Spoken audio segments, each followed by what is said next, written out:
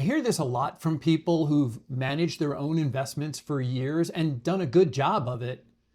Somewhere in their late 50s or early 60s, a thought starts chipping away in their head. I wonder if I should get some help with this next part.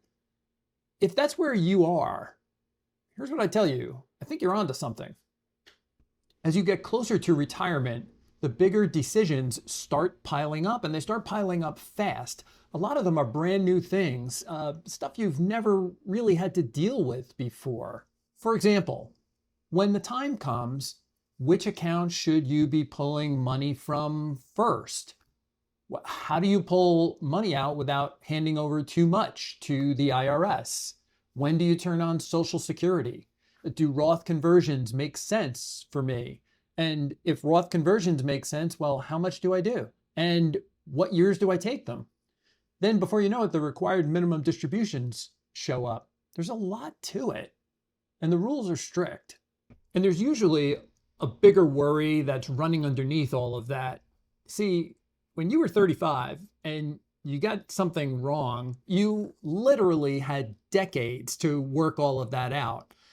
A bad year, a panic sale when the market tanked, you screwed up your taxes somewhere along the way. Time eventually bailed you out.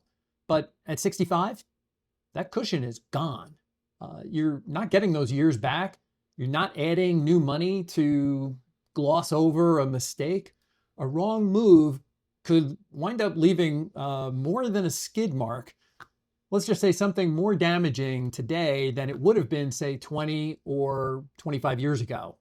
There is one more thing. You've been the one that's been handling all of this. What happens if you're not here? Could your spouse actually take all of this over?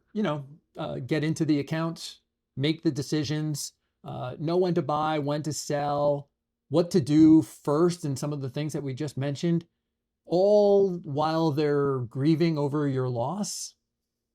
A lot of couples carry that question around for years. They never bring it up at the dinner table. They'd rather talk about who's going to do the dishes tonight.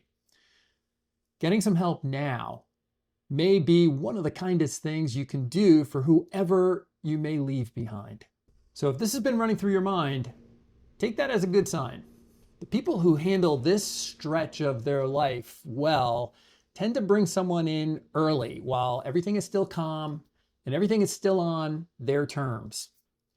There are folks who do the investing themselves because they enjoy it. They like the tinkering, they like the markets, and that's a perfectly good reason.